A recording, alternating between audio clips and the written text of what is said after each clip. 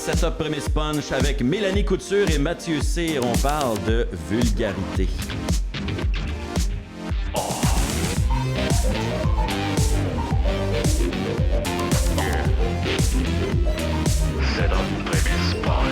La vulgarité, c'est quoi ça? Bon, d'abord, bonjour Mathieu, bonjour Mélanie. Salut, là.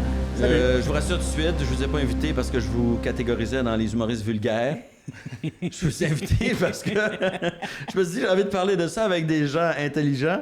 Est-ce qu'on a une définition? Des gens intelligents! Parce que tous les vrais vulgaires ne sont pas. Mike Ward, Jean-François Mercier, Cathy, oublie ça. toutes des deux de pique. Est-ce qu'on a une définition de la vulgarité? C'est quoi ça, la vulgarité? Parce que souvent, les gens vont dire quelque chose est vulgaire, mais on n'a pas tous la même vision de ce qui est vulgaire.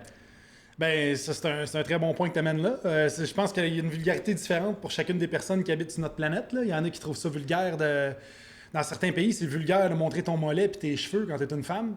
Fait que, à quelque part, c'est où la ligne? Ça dépend de chaque personne qui regarde ton number. Mettons en humour. Mais je me suis intéressée, moi, au mot en tant que tel, là, la vulgarité. Puis souvent, ça allait dans la direction de ce qui est facile. La facilité devenait une vulgarité. Okay. Puis j'étais comme, ben voyons donc, il n'y a rien de facile en humour. Mais non. Faire un bon gag, peu importe les mots que tu utilises puis le sujet que tu utilises, si c'est un bon gag, c'est rarement facile à créer. Fait que déjà là, j'étais comme, mon Dieu, on va cocher, on va biffer vite vulgarité si c'est juste ça le sujet. Mais finalement, je pense que ça, nous, dans la culture populaire, ça implique aussi les mots d'église là, qu'on a. Tous les mots d'église sont Quel les mot d'église? Ben moi, j'étais serveuse de messe. Oui. Fait que je pourrais pas mal... Tu t'as servi la messe? J'ai servi la messe quand j'étais jeune. Moi aussi. Ah oui! Êtes-vous sérieux? Fait que t'avais plus de chances d'être abusé que moi quand on était Oui, jeune. à cette époque-là, oui. Oui. En grandissant, les rôles se sont inversés. Ouais, là, mais, Oui, j'ai été servante, en fait, de messe. Puis, tu sais, je savais c'était quoi, le calice, le tabernacle, la sacristie, l'hostie, toutes ces affaires-là. Puis, moi, mon sac préféré sur scène, c'est souvent vierge, parce que c'est un dérivé de vierge. Ça sonne... Ouais. Ça sonne un peu agricole, tu sais, le fait qu'on nomme le « est » en « a », vierge. Vierge. Puis pour moi, il y a quelque chose de très jouissif de parler de sexualité et d'utiliser le mot qui fait référence à la Vierge. Je trouve ça bien le fun. Il y a un petit plaisir en dedans de moi. Mais tu sais, je ne vous ai pas invité en tant qu'humoriste vulgaire, mais le fait, tu parles beaucoup de sexe, en partant, il y a des gens pour qui ça c'est vulgaire. Oui. C'est clair que je pense qu'aussitôt que tu offenses des gens, ils vont mettre ça dans la catégorie du vulgaire. Puis il y a beaucoup de gens qui vont être offensés par des choses qui parlent de sexualité. Par les mots? Par les mots. Par les mots, tu peux même dire. Les vrais mots. Je touchais son vagin. Ouais. Ça va être pire que pif-pouf dans pantoufle. Exact. Alors que pif-pouf dans pantoufle peut être beaucoup plus violent que je touchais son vagin. Ben, exactement. Moi, c'est une affaire que j'avais remarqué à l'époque de Gilles Latulippe qui faisait des blagues au Démon du Midi. Peut-être que dans les cabarets, il se censurait moins, mais tu sais, à un moment donné, il faisait une blague où il parlait d'un condom musical, que quand tu mettais le condom, il y a une toune qui partait bon. Puis lui, il se met ça sur le créateur, puis là, j'ai fait le créateur. Ouais. Puis j'ai fait, ça, à Radio-Canada, sur l'heure du midi, ça passe. Ça passe. Mais il aurait probablement jamais dit pénis. Non. Ou graine, ou tu sais, les mots plus crus, là. Mais il parle de la même affaire.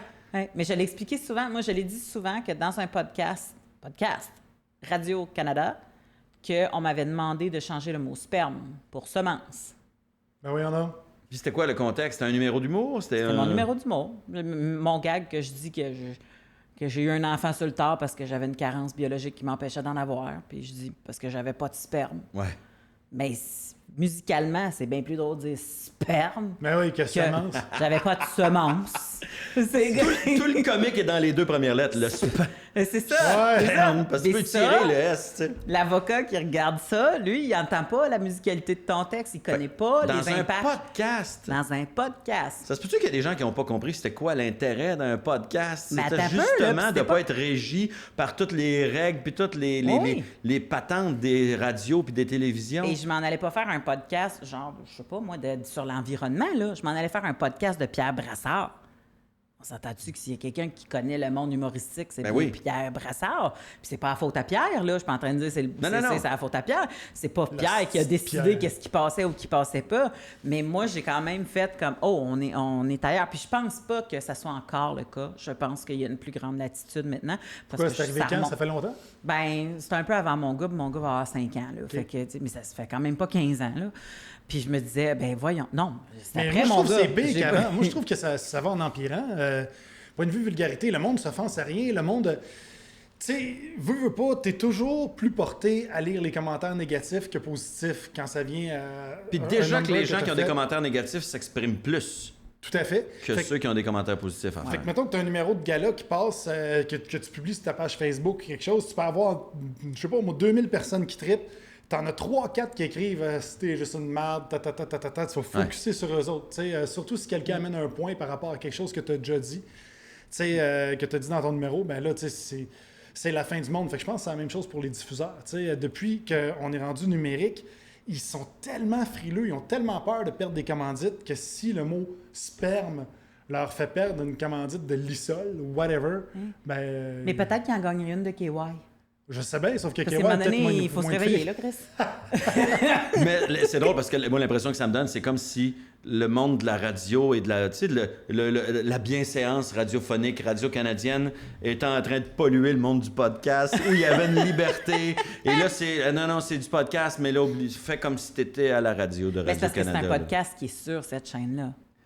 Oui, mais c'est ça. Mais ça vient. Moi, je trouve que l'avantage du podcast, c'est se libérer des contraintes. Là, c'est comme si, dans le fond, on fait juste se partir une autre façon de. Une autre forme de station de radio. Ouais, sans payer les gens. C'est ça. Ouais. Non, mais c'est parce que c'est un peu ça, le podcast. Tu peux même pas dire que tu t'es fait fourrer. Faut que tu dises, je me suis fait fourvoyer. Ben, c'est parce que l'avantage du podcast, c'est venir jaser avec tes amis. Moi, c'est ça. Moi, j'adore me déplacer, venir jaser avec mes amis. C'est peut-être qu'on a une vision du podcast aussi, qui est la nôtre, celle des humoristes qui jasent entre eux autres. Puis la norme du podcast a été établie beaucoup par Mike et Sous-Écoute. Ouais. Fait que là, on a l'impression que le podcast, c'est peut-être ça. Peut-être que c'est peut-être moi qui ai une vision trop libertine. Mais ça doit être friendly, un podcast. C'est l'impression que j'ai aussi. Tu regardes Joe Rogan aux States, ou quand il a reçu Elon Musk, ils ont fumé un joint, etc. Je veux dire, il faut qu'il y ait quelque chose de t'as pas de limite de temps, t'as pas de commanditaire que tu dois excusez l'expression, mais pomper le d'or à chaque... tu vois, j'ai utilisé... Je te demanderais de changer ton expression pour quelque chose. Pomper le créateur. Ça va. Ça passe. Mais t'as pas à faire... t'as pas à travestir tes opinions puis à jouer à être le bon gars. Ou, justement, c'est ça la liberté du podcast. Puis... Moi, j'ai eu l'impression longtemps que le podcast, c'était un peu l'avenir de la communication, plus que la radio, justement à cause de ça. Les gens sont tannés du monde formaté, puis de respecter des règles, puis de faire les choses selon un code qui a été dicté par quelqu'un qui est là, mais qui est pas près du monde, puis qui dit « tu peux pas dire ça, les gens aiment pas ça, tu peux pas parler de même, les gens comprendront pas si tu parles avec tes trop grands mots, puis si tu dis des mots crus, on va perdre un tel. » Puis là, tu fais « Hey, c'est supposé être ça, le podcast, c'est supposé être la liberté complète. » Pour moi, c'est le saint graal de la communication, parce que quand Preach puis moi, on a voulu partir notre podcast, qui est les Fallops, on voulait parler de sexe.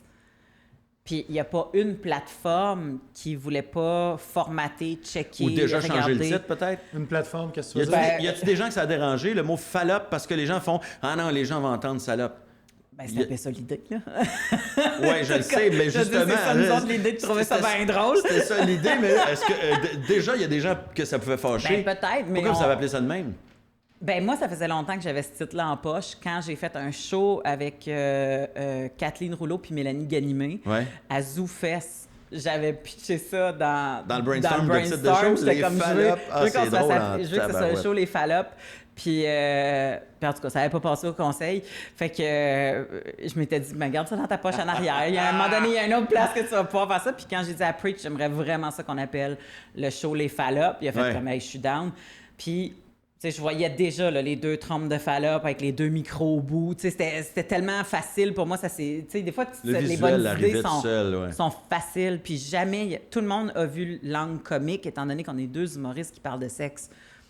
Pour vrai, s'il y a quelqu'un qui est insulté à ça, quand c'est vraiment le mot... Mais il fallait une fille dans le podcast. Il fallait une fille dans le podcast. Ça, c'est... Ouais, je pense que Je t'as garantis peut-être pas que raison. Mathieu et moi, on se part un podcast, puis on appelle ça les fallops. Ouais. Pas sûr que ça marche. Je pense que non, t'as raison. Je Il y pense aurait que un t'as degré, raison. pense que un non. degré d'ironie dur à saisir. Mais je dis Pour, pas ça pour me ouais. plaindre. Je pense que c'est normal qu'il y a des choses qui passent pas pour Ouais. certains puis qui passent avec d'autres. Là, tu sais. Pour moi, c'est juste je suis c'est la normalité. Ouais, Oui, ouais. ben parle-moi-en donc. Je peux rien dire par rapport à Mélanie, Ouais. si je prends un exemple. Toi, tu triches. Toi, tu peux dire qu'est-ce que tu veux sur Ben, le stage. sur les gros? Sur toutes. Sur Sur toutes. les femmes, sur Ouais. les gros, Ouais. sur n'importe qui. Ouais, ben, Tu sais, ouais. même J'ai un en tant que casting femme, qui- tu peux même parler des ethnies, comme moi, je peux pas parler. Moi, en tant que gars qui arrive, âge moyen, en shape, tu sais, splendide. Ben, on en a parlé. On a déjà parlé dans une loge. Ben, je On peux a- rien dire. tu sais. On a déjà parlé dans une loge, étant donné que il y a du monde qui peuvent l'haïr juste à cause de quoi il y a de l'air, Ouais. parce qu'il représente un standard de beauté que des gars aimeraient avoir puis qu'ils sont pas capables d'atteindre. Ben déjà, il est comme muselé dans le... Ben, T'sais- juste homme blanc, c'est temps-ci. Oh oui. Tu sais, on Oui. est tellement catalogué, puis j'ai eu, justement, quand j'ai parti en OnlyFans avec ma blonde pour contester le phénomène OnlyFans, justement. Puis on a eu, écoute, je me suis fait traiter de misogyne, je me suis fait traiter de Ah, comme quoi je prenais les femmes pour de la merde, etc., etc. Et ma blonde n'a absolument rien eu. Elle a eu plusieurs milliers de dick pics, mais je niaise même pas. Des non, je te Ah, crois. je ris, puis c'est pas drôle. Mais elle a Mais- pas eu. mais- Mais elle a pas eu Mais d'insultes c'est pas comme plus... moi j'ai Ouais, eu. mais c'est une insulte, un dick pic en Ben, passant. j'en ai reçu moi aussi. C'est comme... C'est T'en pas... as reçu? c'est pas J'étais le fun. content. Ben oui, à un J'étais moment donné. comme, Pourquoi nous, on n'a pas le droit à ça? Mais je Hey, comprends. envoyez-moi-en pas. Hein. Les gens vont dire t'en voulais, t'en en v'là? voulais, voilà. En veux-tu, en v'là? Viens, il va mettre la canette de Pepsi à côté que tu vois comment elle est grosse. Ah, Je sais qu'ils font ça. J'ai Ils font ça. aussi. Ils mettent une canette de Pepsi? Oui, C'est parce qu'ils veulent te drôle. montrer la grosseur de leur graine. Moi, parce que moi quand j'ai commencé à acheter des affaires, des fois sur les. Tu sais, mettons, t'achètes une pièce, n'importe quoi, un objet, un Ouais, de ancien, un collection, bibelot, ouais. la personne va mettre un 25 cents à côté pour te montrer pour que tu aies une idée de la grosseur. Ouais. Fait que là, puis moi, j'avais un gag là-dessus. Je dis, les gars qui envoyaient des dick pics mettaient une canette de coke à côté, mais je savais pas qu'ils le faisaient. Mais pour oui, vrai. ils font! Moi, j'ai vu des dick pics avec des canettes de Pepsi à Moi, côté. je vais chercher une puis petite j'ai fait, canette à voyons l'hôtel, donc. tu sais, 300 ml, là, les 150 ml juste à côté. Ouais, c'est ça, c'est comme un petit shot. Tu dis, ouais, je vais prendre la canette de Pepsi plus que. Ouais, c'est ça. Mais toi, tu te considères-tu vulgaire, mettons? Est-ce qu'il y a des moments où tu dis, oui, là, je suis vulgaire? Par bout, Ouais. mais je considère que c'est essentiel dans l'humour de l'être. Tu sais, parce que je trouve que s'il y a un terrain qui doit ressembler à ce que la population fait en général, puis qui doit pas être édulcoré comme les téléromans ou. Tu sais, c'est l'humour. L'humour, ça doit être vrai. Ça doit, tu sais, l'humour, c'est dans un livre sur le stand-up que j'avais lu ça, c'est deux choses, c'est truth and pain, tu sais. Ouais. C'est la vérité puis la douleur. Puis c'est pour ça que le ballon de football d'un chenol fait rire quelqu'un au Pakistan C'est autant quelqu'un qui a qu'en mal. France. C'est exactement ce qu'il y a, puis c'est pas toi.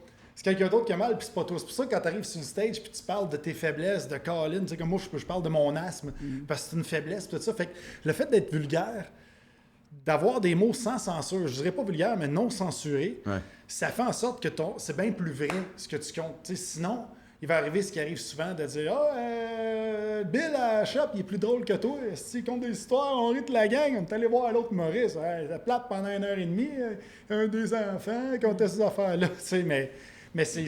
Ça dépend aussi du public que tu veux rejoindre. Moi, Ouais. je dis toujours, le vocabulaire que j'utilise est en fonction de à qui j'ai envie de parler aussi. Moi, Parce que... je joue du monde de 4 roues. moi. Non, mais... De skidoo. non, quatre roues. mais tout le monde... Moi, c'est ça l'affaire, c'est que je souhaite parler à tout le monde.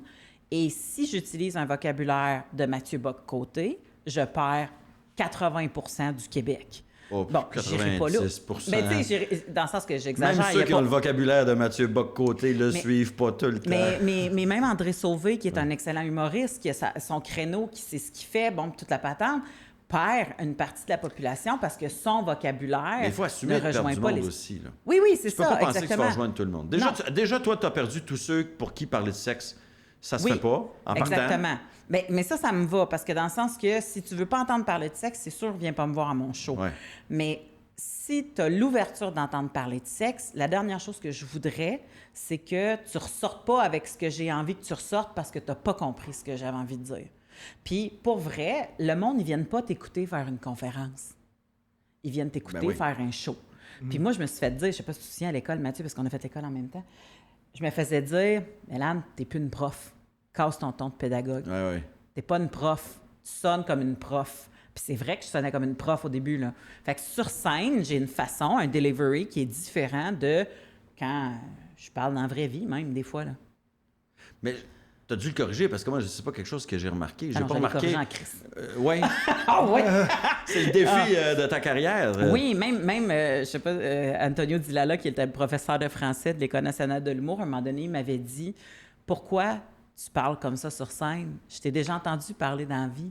Ouais. Puis tu sais, tu t'exprimes avec éloquence, puis bon, toute la patente. » Puis j'étais comme « Mais c'est parce que justement, je suis en train de casser mon ton de prof. » Parce que j'avais besoin de casser ce ton-là.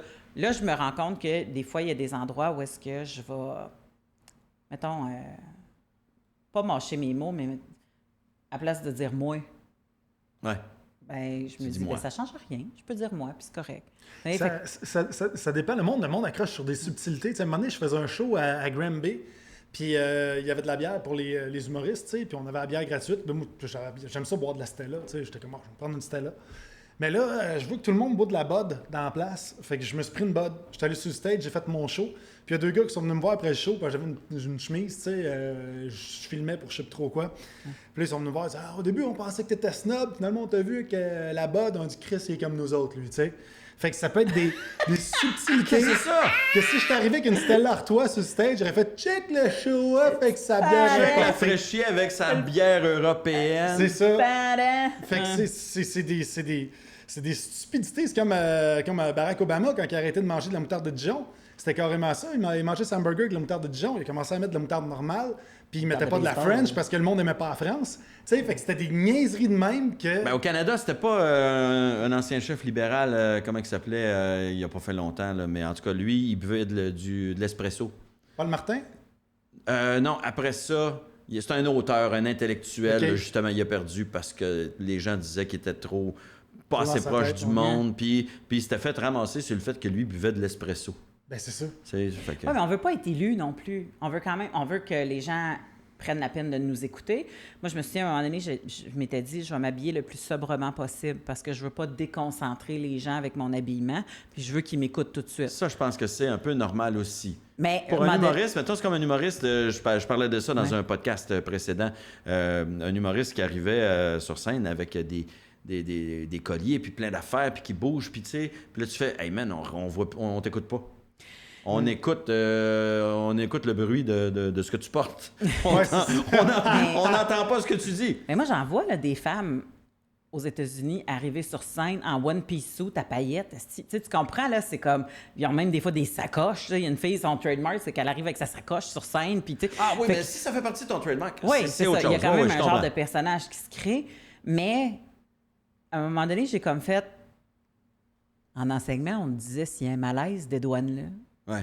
Moi, j'embarque sur scène, là, puis je dis, bon, mais là, je vais vous laisser 2 minutes pour juger mon linge, puis après ça, on va passer à d'autres choses. Ah, moi aussi, je fais tout le temps ça. Souvent, je dis ça. Ben, c'est vrai, parce que je fais comme. Non, il y en a tout le temps des hosties qui jugent, là. Fait que prenez le temps. Regarde, j'ai une nouvelle mèche blanche, c'est pandémie, parfait, j'ai réglé ça. All right, super.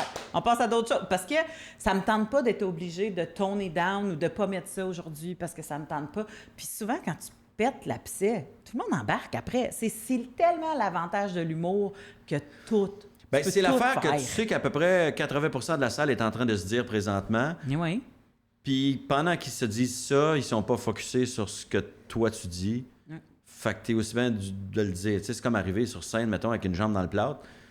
C'est ça. Puis tu fais ton stand-up comme si de rien n'était, puis tu finis, merci, bonsoir. Les gens vont faire Chris, ça fait 15 minutes qu'il nous parle, puis il a pas parlé de pourquoi il a son Exact. esti de plâtre. Exact. Explique-nous, raconte-nous. Je reviens de chez le dentiste. Je reviens de chez le dentiste, la fois je vous explique. Ouais, vous vous demandez, ça. écoute, il a-tu changé ses cheveux, lui, là? Est-ce que tu te censures? Est-ce qu'on se censure? Mettons, tiens, Mathieu, tu te censures-tu? Est-ce que il y a des mots qui te viennent spontanément, mais que tu dis, je les dirai pas? Ben, tout à fait, parce que je sens qu'il y a des mots, justement, qui peuvent dire la même chose, et en me censurant, je peux trouver un mot qui est plus drôle que le mot habituel, qui va faire comme... Ouais. Tu sais, et des fois, je trouve ça con de me censurer, puis d'autres fois, je trouve qu'avec du recul, ben c'était bénéfique. Tu sais, j'avais pas de rire à ce place-là, bang, j'ai un petit rire, puis le focus reste quand même sur ce que je dis. Fait que ça valait la peine de me censurer. Il y a des mots que les gens n'aiment pas ce qui est down, dark. C'est ça qui est fou. Et c'est très dur. Comme, mettons, tu dis le mot cancer. Vous savez, c'est quoi? Ouais. T'arrives cancer, sida. Tu remplaces sida faut que par... ta joke soit solide en crise pour arriver avec le mot cancer dans un gag. Mais je dis pas que ça se peut pas, par exemple. Tu peux, mais je dis, ou suicide. Ou des mots comme ça, là, tu fais « Hey, la joke a besoin d'être bonne en tabarouette. » Exactement. Pourtant, tu peux avoir la même affaire si tu parles, mettons, du temps où Freddie Mercury toussait creux. Plein de monde est comme « tout s'écreux ». Puis ils vont rire de ça alors qu'ils sont en train de rire d'un Sidéen qui meurt. T'sais. Mais si tu ris d'un Sidéen qui meurt, le monde est comme « je suis bien cheap ». Mais c'est peut-être Freddie Mercury, tout s'écreux. Déjà là, je te dirais le mot Sidéen, il faut pas que tu dises ça parce que ça se dit plus. Ça se dit plus. C'est quoi on dit? C'est une personne vivant avec le sida, parce que c'est comme dire un Canadien. C'est un Sidéen. C'est ça qui le définit, je comprends. Avant, c'était sidatique. Après ça, ça a été sidéen. Là, ça fait après ça, c'était porteur du VIH. Mais moi, je me rends compte... mais porteur du VIH, on dirait que t'as une petite mallette. Puis... Oui, mais ça, porteur du VIH, c'est parce que t'as pas développé... Tu sais, t'es porteur d'un virus. Moi, je pense qu'à un moment donné, tous les mots deviennent pas corrects. Ça, c'est un autre débat qu'on aura. Mais tu sais, quand on parlait des personnes sourdes, à un moment donné, on disait sourd. Après ça, on a dit malentendant. Puis à un moment donné, tu fais un aveugle qui est devenu non-voyant. Puis à un moment donné, tu fais un corpo pour l'Association des aveugles du Québec. Puis là, tu fais... Qu'est-ce que c'est les aveugles du Québec? Ça, on m'a dit qu'il fallait pas dire aveugle. Il fallait dire non-voyant. Vous autres, vous êtes des non-voyants? Et vous vous appelez les aveugles? C'est quoi le mot? Qu'est-ce qu'il faut que je dise, là? Mais... Peut-être qu'ils ont changé le mot, mais ils l'ont pas vu. Oh, t'es con. Excusez. Ça, c'est mon Mathieu de l'école. C'est mon Mathieu de l'école. Il m'a tellement fait rire à l'école. Mais encore aujourd'hui, mais bon, j'ai le feeling, puis j'en parlais avec Max Martin récemment, que l'homme blanc est obligé de faire un travail qu'il n'a pas eu à faire pendant plusieurs années. Dans le sens que la personne noire va faire attention à ce qu'elle dit pour certaines affaires. La fille, nous autres, il a fallu qu'on fasse attention pendant des années parce que sacré, trop parler de cul, on se faisait juger. C'est pas beau dans la bouche d'une fille. C'est pas beau dans la bouche d'une fille. Et là, quand vous aviez la free pass pendant longtemps de tout, parce qu'il y en a en masse, là, des hommes blancs qui en ont fait des jokes de noirs, de grosses, de racistes, je veux dire, le terrain était libre là, pendant des années. Là, le travail est obligatoire, mais c'est un travail que moi, en tant que fille, j'ai eu à faire dès le début de ma carrière. De checker ce qui sort de ma bouche. C'est-tu approprié? Je peux-tu dire ça? C'est-tu correct? Si ce ne l'est pas, quelle sorte de vocabulaire qu'il faut que je trouve pour que ça le devienne?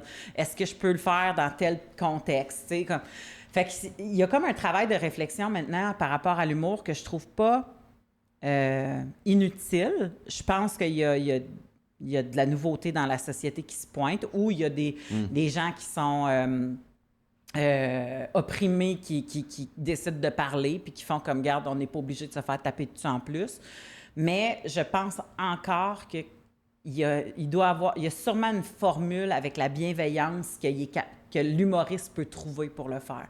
Moi, j'écris des jokes là, pour GHB, là, des fois. Là, tu sais, du GH, on sait que c'est gore on parle de soirée brutal. extrêmement trash. Oui, c'était le total trash. Puis, je me rendais compte que ce que j'amenais à gore hard brutal, ça prenait pas grand-chose pour que je switch puis que ça devienne...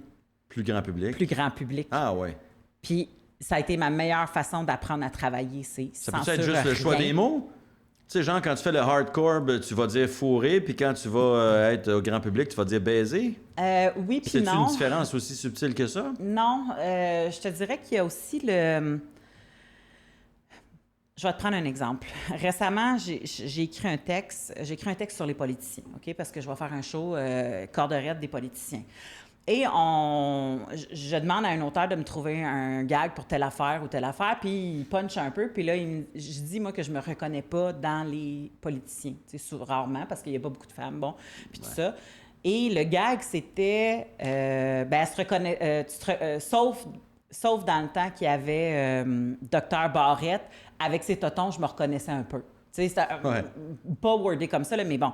Puis j'ai comme fait, tu vois, moi, je fais pas ça de body shaming. J'en fais pas d'un bord des gros, j'en fais pas du bord, tu sais, je sais pas d'en faire du bord des non plus des minces, des chops, tu sais, j'en fais pas. Ouais. Fait que je verrais pas pourquoi, si c'était pas correct pour moi, que j'en ferais pour ça. Peut-être gore hard brutal, je l'aurais essayé. OK. Puis à un moment donné, j'aurais comme fait, non, doesn't feel right. Grand public, c'est pas ça, c'est pas là que je vais aller. Fait que, tu sais, des fois, il y a l'essence aussi du gag que je vais changer en réfléchissant à Je suis capable de faire mieux et que tout le monde dans la salle... Ben, tout le monde, c'est jamais possible, là, mais que le monde dans la salle ne reparte pas en tabarnak. Moi, j'ai souvent eu l'impression que la différence entre un humoriste hardcore, pas toujours, mais des fois, c'était juste le choix d'un sacre en plus. Tu sais, tu pognes les jokes de Seinfeld, qui, lui, ne dit jamais le F-word. Il va dire jamais fuck. Non. Mais tu mets ça dans la bouche de n'importe quel autre stand-up qui va juste rajouter une coupe de fuck, puis on va dire, c'est ce qui est vulgaire, cet humoriste-là, il est plus élevé. Ah ouais. Mais dans le fond, c'est juste parce que tu as rajouté un sacre. Est-ce que c'est ça la vulgarité? C'est quand tu pognes un gag qui n'a pas besoin du sac, puis quand tu le mets pareil parce que tu penses que ça va être plus drôle parce que tu as mis un sac. Moi, je pense que des fois, j'ai l'impression qu'il y a des gags que c'est comme ça. Si tu le dis pas avec un sac, c'est pas aussi drôle, mais ça veut pas dire pour autant que le sac n'a pas d'affaire là. Ouais.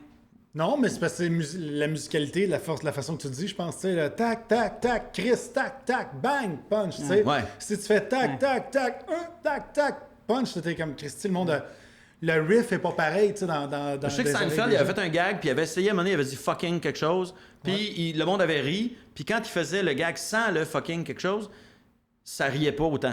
Puis là, il a fait j'aime pas ça. Ça dit que les gens rient à cause du fucking, fait que je ferai plus ce gag-là. J'enlève le fucking, ça dit que mon gag est pas assez bon. Alors que moi, ma perception des choses, c'est comme si tu me disais le delivery, ça compte pas, tu sais, ben c'est sûr que si tu dis pas que ce bon delivery-là, ton gag est moins bon. Les gens rient moins. Ouais, mais c'est ça. Mais le sac, comme le delivery, fait partie. C'est comme un package deal. C'est comme un tout. Oui, puis ça se dose aussi. Ben, moi, je peux te dire que je sacre beaucoup plus quand je connais pas mes textes. Oui, moi aussi! Quand je commence une les grosse textes, béquille! C'est une grosse béquille! Oui, mais c'est une béquille. Surtout quand tu commences, quand t'es pas sûr que la joke est bonne. Tu rajoutes un Chris là-dedans, puis tu sais que le punch va être un petit peu plus crunché. Mais moi, c'est même pas rajouté, là, c'est que ça sort. Comme je cherche mes mots, puis quand le hamster spinch, là, j'arrive, j'ouvre la porte qui est à l'entrée, là, tu sais, Chris, la porte, je descends, et ça se marche, le tabarnak, l'autre est devant moi. Calisse, qu'est-ce que je fais, calisse? Là, tu vois, mon riz se pisse dessus, le ma joke est de la merde. C'est ça. Mais c'est un réflexe ou c'est de l'insécurité? C'est les deux. C'est un réflexe dû à l'insécurité parce que je vois, tu sais, je me filme à tous les fois, puis c'est rodage 1 versus rodage 15. Écoute, mon niveau de sacre a baissé de 800%. Puis quand j'arrive à la télé, ben il y a les 3 sacs que je devais dire dans mon 7 minutes que je dis. Ils sont placés. Puis ils sont écrits. Ils sont écrits, puis c'est là qu'ils vont. Mais il n'y a plus de sacre improvisé. Là. Fait que, tu sais, c'est pour ça que ça me fait chier d'envoyer des images, mettons... je sais pas, juste pour rire aux comédiens, tout ça. Ils disaient, hey, peux-tu envoyer le texte que tu dis que tu veux faire dans un an? Puis là, je dis, mais écoute, je peux pas t'envoyer ça, là. Il est pas là, là. Il est pas, je vais te faire un montage, je vais enlever les sacs, puis ça va être un beau 30 secondes. Tu sais, c'est ça, là, mon 8 minutes, là. Mais en même temps, il y a des gens pour qui sacré, c'est vulgaire, puis il y a des gens pour qui ça ne l'est pas. Fait que t'en mettrais 1000 que ça changerait rien. Mais encore là, je pense que ça dépend t'es qui sur le stage. Tu sais, tantôt, je reviens à ce que tu disais par rapport à l'homme blanc. Tu sais, moi, c'est venu me chercher ce que tu as dit, Mélanie. Écoute, Mathieu, t'as la parole. Parce que je me tatoue pas pour le fun. Moi, écoute, c'est parce que je t'ai cœuré d'être blanc. Je vais cacher la peau partout. Je veux être rouge, mauve, kaki. Exactement. Je vais être le premier humoriste multicolore. Mais je trouve que l'humour, en fait, t'as parfaitement raison pour le white privilege et tout ça. Dans la vie, je trouve que les hommes blancs, on est privilégiés comme ça n'a pas d'allure. C'est comme de nier une vérité. Remettre ça en question, pour vrai, il faut être de mauvaise foi. Oui, exactement. Pas de racisme systémique. C'est parce que le monde confond, je crois, de leur propre chef, dire qu'il y aurait un système qui bonifie le racisme plutôt que d'admettre que notre système est raciste, tout simplement. Il favorise le racisme à tout le monde. Il favorise, exactement. Mais pour revenir à l'homme blanc, moi, je pense que quand on dit que l'humour est un miroir de la société, je trouve que c'est le miroir qui... C'est un miroir, justement, ça inverse tout. Le numéro 100 devient le numéro 1, le numéro 1 devient le numéro 100. Et plus que tu es en haut de l'échelle sociale, plus que tu pars avec des strikes. Par rapport à, mettons, une femme noire lesbienne qui manque une jambe, exemple, arrive sur le stage, puis elle dit « Vous passez une belle journée? » « Pas moi! » Pac, je suis sûr qu'elle a un rire. Puis après ça, elle parle de sa condition, puis elle nous dit le struggle qu'elle a tous les jours dans la vie, comme quoi elle n'est pas capable de se trouver des logements, elle n'est pas capable de ci, pas capable de ça. Et tu as automatiquement de l'empathie pour cette personne-là. Parce que t'es comme tabarnak, elle a envie de la marde dans une journée, tu sais. Puis quand tu arrives comme un homme blanc qui, justement, est au sommet de la pyramide depuis des centaines d'années, tu sais, puis que tu arrives sur scène, là, tu as des strikes. Parce que oui, justement, peut-être qu'il y a 20, 25, 30 ans, avant qu'on fasse de l'humour, ils se permettaient de dire n'importe quoi. 20, 25, 30 ans, c'est quoi ta carrière, toi? 25 ans. C'est ça. Avant qu'on faisait, tu faisais Moi, pas je peux te l'humour. dire que l'humour a évolué pendant que j'étais là aussi. Là. Ah, oui, j'ai c'est vu ça. des choses changer. Mais ils pouvaient dire des choses dans ce temps-là, mais moi, je trouve que quand j'arrive, mettons, quand je vais roder, exemple, au brouhaha, puis que je passe après quelqu'un qui était moindrement engagé, ou une fille qui avait mettons, Virginie Fortin, qui avait un discours un peu plus féministe, tout ça, je sens que je rentre en terrain miné. Que je sens que j'arrive avec une grosse pancarte « Salut, je suis l'ennemi ». Mais t'as exactement le même défi que moi qui rentre sur scène, puis pendant des années que je suis rentrée sur scène, puis que juste en étant une fille, c'était miné. Moi, j'avais 30 secondes, comme la plupart des humoristes, je te dirais, pour conquérir quelqu'un, mais j'avais vraiment 30 secondes. Si t'es la fille puis que t'es pas drôle en 30 secondes, qui risque que le restant du temps, ils riront pas. Parce que longtemps, t'étais catégorisé comme pas drôle juste en mettant les pieds sur scène. Oui, mais en même temps, l'idée n'est pas de dire que les hommes sont... Moi, je vois pas une compétition entre qui est le moins... Non, je vois juste tu comprends-tu? que... À l'époque, pour les filles, c'était pas correct. Ça l'est pas plus C'est ça, ça l'est pas plus, mais je je vois juste que le struggle que la fille, mettons... la dame que tu as décrit, là, qui est lesbienne en chaise roulante, bon, mettons que tu lui donnes tous les... Unijambiste. Toutes les... Mais tous les défis de la vie, tu sais. Oui, mais OK, mais le public va te donner 30 secondes, gros max 1 minute de rédemption, là. Puis après ça, si t'es pas drôle, il va peut-être t'encourager, mais en plus, le milieu... Mais écoute, parce que combien de fois qu'elle va être ce que je disais rebookée? tantôt de Truth and Pain, tu sais. Oui, mais combien de fois qu'elle va être rebookée? Combien de fois qu'elle va être rebookée? Ben, si elle est bonne. Ben, si elle est bonne, mais c'est ça. Fait Écoute, qu'en j'en bout de ai ligne, vu, ça revient à t'es-tu bon ou t'es pas bon? Ben, Fait que c'est la même affaire pour toi. Ouais. T'arrives sur scène, t'es-tu bon ou t'es pas bon? Mais c'est sûr que là, il y a un struggle que t'avais pas avant. ben c'est pas ça. C'est qu'il faut que je prouve que j'ai des struggles dans la vie. Tu sais, moi, il faut que j'arrive en disant, tu sais, hey, c'est tough telle affaire, tu sais. Fait que moi, je me base sur le fait que j'ai l'air d'un sinistre illettré qui fait des wheelies dans la boîte avec mon casting pour aller vers ça. Dire, moi, t'es un peu épais, fait que Un c'est tough. sinistre illettré qui fait des wheelies dans la Ben, c'est Non, le mais- casting que j'ai, tu sais. Fait que Mais, c'est ouais. de ça que je pars pour, justement, dédouaner tout le reste. Quand j'ai fait un number l'an passé sur la pansexualité, tu sais, je l'ai aligné sur l'idiot du village, là, mais big time, puis c'est ça qui a fait que ça a passé. Mais t'as trouvé l'angle. Ouais. Mais je pense que... Tu penses-tu qu'en plus, je sais pas moi, n'importe quel humoriste qui est rendu riche a pas le même struggle que toi d'avoir de l'air quelqu'un qui a des problèmes? Mais moi, je pense qu'il y a... C'est Qu'est-ce dur, que toi, là. Laurent, t'as C'est tes dur quand problèmes? t'es rendu Ben, gars riche. vu que t'es T'as-tu des riche maintenant. problèmes? Ben, moi, j'avoue que Salut, quand faut que tu je manges. vois un humoriste À part riche... le cholestérol, Mettons, là. je vois Seinfeld, là. Ouais. Moi, j'avoue qu'en partant, je me dis, comment tu peux parler autant de la vie quotidienne du monde quand tu es complètement ailleurs, tu es Exact. déconnecté, tu viens faire ton show en jet, tu t'en vas chez vous, tu fais probablement jamais ton épicerie toi-même parce que tu probablement pas un gars qui va à l'épicerie Ben non, puis qui aime voir le monde se faire reconnaître. Fait que tu dois pas savoir combien coûte une pinte de lait, tu dois pas savoir c'est quoi le struggle des gens au quotidien, des travailleurs, mais tu es milliardaire et tu viens en jet nous faire des petites choses sur la vie de tous les jours puis Mais le quotidien. tu vois. Mais il le fait bien quand même. Mais je pars avec l'idée de qu'est-ce que tu connais dans le quotidien du monde. Ah oui, mais comme ça Ellen vraiment- DeGeneres. Ça, c'est le même préjugé que t'as, mais à une autre échelle, que les Complètement. deux gars avec la Budweiser et la Stella. Complètement, Ouais, complètement. Ben, Puis c'est normal aussi, tu sais. Mais- C'est comme écoute, je veux pas faire du name dropping, mais c'est pas méchant de toute façon. Mais Cathy Gauthier, quand elle était plus jeune, elle faisait des jokes de cellulite sur elle. Puis là, tu fais, mais man, t'es Ouais. une belle jeune fille blonde, sexée, attirante. Tu peux pas me convaincre que Non. t'as de la que cellulite. t'as- puis ben, que- En fait, c'est pour parler de ton problème, il faut que tu réussisses à avoir la sympathie du public. Puis Mais je pense j'imagine que qu'une quand belle, t'as tu vois, tout... une belle fille qui parlerait de ses problèmes physiques, les gens feront « De quoi tu te plains, toi, Mais oui, mais Chris? c'est exactement ça qui est arrivé à c'est Kim un autre Lizotte. genre. Kim Lizotte, c'était super dur pour elle de passer même des propos engagés. Là. Ouais. Elle se plaignait pas de son corps, là, à part à un moment donné qu'elle disait « Regarde, j'ai les dents tout croche, tu me garocherais une poignée de roche Moi, j'ai dans la une gueule. poignée de roche blanche Moi, dans la c'était gueule, ouais. un des Ouais, gars ouais. que j'ai plus de ri. Puis il fallait qu'elle dédouane tout le temps le fait qu'elle avait l'air d'une fille qui pouvait faire occupation double plus qu'en route vers mon premier gala. C'est pas le fun Mais pour penses-tu elle. que Là. ça Il ferait fallait ça qu'elle encore gère ça. maintenant? Mais oui, elle est encore... Moi, je suis certaine qu'elle est encore obligée, parce que je l'ai vue... Oui, mais elle est plus à l'arrière, là. Elle écrit plus pour la télé. Oui, elle est un peu moins, mais je l'ai elle est un peu moins à animé l'avant. Puis peut-être qu'elle a aussi trouvé sa niche là-dedans. Je l'ai vu animer un truc à Comédia il n'y a pas si longtemps. Mais je pense que tant et aussi longtemps que tu n'es pas assez connu, tu as tout le temps... ça allait bien pour elle à Montréal. Là. Je me souviens quand elle était venue remplacer dans le show de filles. Puis quand elle est arrivée en région, tout était recommencé parce que tu la connais pas. Fait que, tout le monde, tu sais, toi, tu dédouanes ton look parce que tu es gros. Moi, je le dédouane. Toi, il faut que tu le dédouanes parce que tu as l'air du gars qui s'entraîne puis qui est en shape puis qui Dis-douche, dis-les. Non, moi, J'ai l'air de boire de la Corona au Beach Club. Le mot était là. Moi, il était là.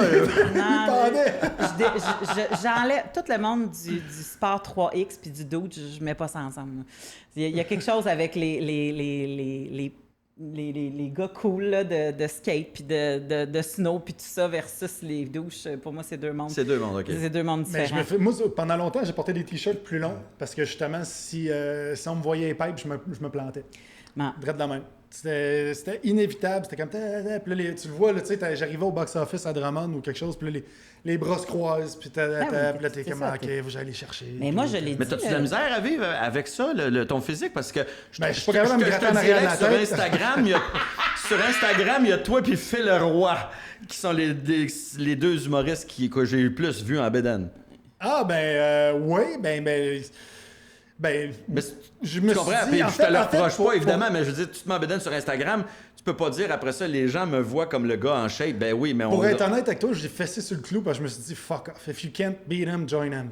Okay. C'est tout simplement ça que j'ai dit. Je fais, OK, tu veux que je sois en shape? OK, parfait. Je vais me mettre en bédaine. Si tu vas me partir en OnlyFans, me flasher mes abs. Puis je vais déconner avec ça. Puis ça a marché, tu sais, je veux dire, je déconne avec ça, puis après ça, le monde, ils m'écrivent pour avoir des conseils d'entraînement ou, tu sais, quel shake de protéines je devrais prendre, des affaires la même, fait que... Ouais. Le public qui vient te voir dans les salles, c'est-tu les mêmes gens qui ont flashé sur tes abs? Oui, ben moi, à côté de chaque banc, il y a un bench. Puis, faut les gens, là... il y a des poids libres. À chaque série, c'est ça. Les gens, ils ont des affaires pour les genoux, là, comme ça, ils lèvent les jambes, comme ça, pendant le show. Puis Mathieu, il compte ses jokes, puis après ses jokes, il fait 5, 4... 3, 2, mais moi, je te le dis, j'ai toujours... j'ai l'impression qu'on s'éloigne du sujet de la vulgarité, mais c'est pas grave parce que c'est intéressant. Mais j'ai souvent eu l'impression que ton humour et ce que tu dégages, c'est deux mondes. Parce que moi, j'ai écrit avec toi, on a brainstormé ensemble. T'es un gars avec des opinions, t'es un gars intelligent, qui a des opinions politiques, sociales, critiques, Puis sur ton Instagram, t'es un skater qui monte ses abs, puis qui est beau bonhomme. Puis tu comprends ce que je veux dire? Ouais, mais c'est des opinions politiques sur Instagram. Mais c'est pas une critique que je fais, tu comprends-tu? C'est pas, je sais pas de te remettre d'en face quelque chose. C'est juste, je me disais, est-ce que tu dois réconcilier ça? Est-ce que tu aimerais que les gens qui viennent voir ton show sont un peu plus du public de Louis T, mettons? Tu comprends-tu? En fait, c'est... C'est une dichotomie que j'ai depuis longtemps. Puis, tu sais, j'écrivais des textes d'opinion politique, justement. J'en ai écrit plusieurs dans le magazine Summum. Fait que ça te donne une idée. Ouais. Tu sais, ça rejoint bien le fait que je suis dans c'est pas Pierre Falardeau qui a écrit dans le Summum ou quelqu'un comme ça, là...